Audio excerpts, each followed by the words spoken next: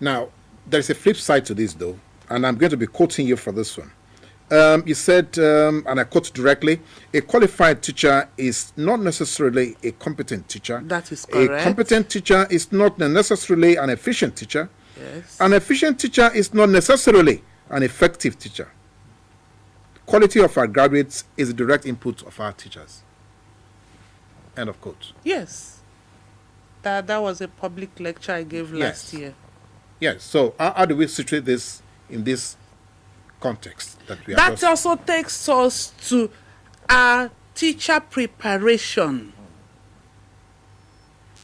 our colleges of education, our faculties of education. Students are supposed to be on teaching practice. That is why I keep saying, I keep insisting, there's a difference between funding education and investing in education.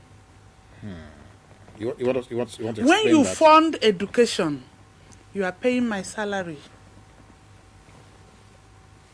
But when you invest in education, you are providing what I need to work. What about the instructional materials? Where are the books? Where are internet? Where are the necessary things? Tools. And what about those children who are Nigerian citizens and they are in schools where they don't have teachers to teach them? There are schools in this country, many of them, even in state capitals, where you have 3, 4, 5 teachers for a whole school. Now, when we say a whole school, you're probably looking at maybe a mushroom school of maybe 50 to 100, children. Not necessarily, a massive structure where you have 50 children in a class and you have maybe 6 classes and all that. It cannot certainly be as bad as that. Go out and find out. Go and find out.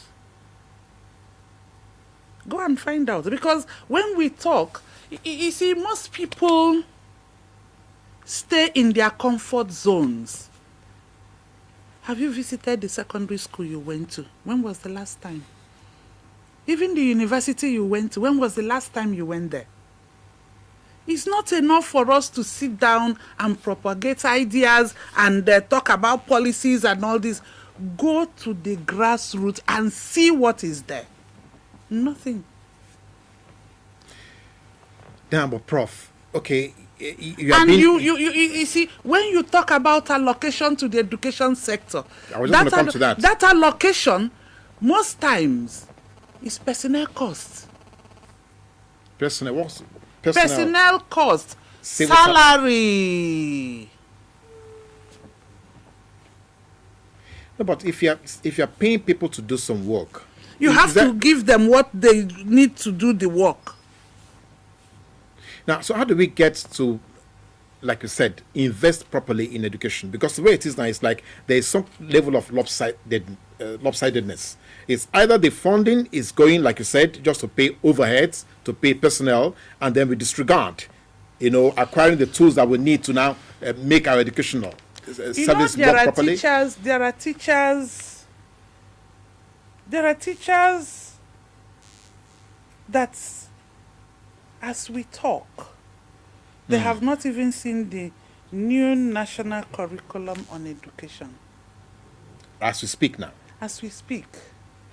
And are supposed to use that curriculum to teach. That is the basis for their teaching. But they don't have a copy. UBEC has tried.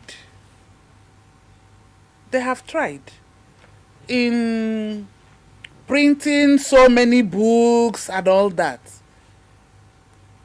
But when you send these books to where they're supposed to go, be, most times we see them in the open market. And you see still the stamp. Right on it, not to be sold. Not to be sold.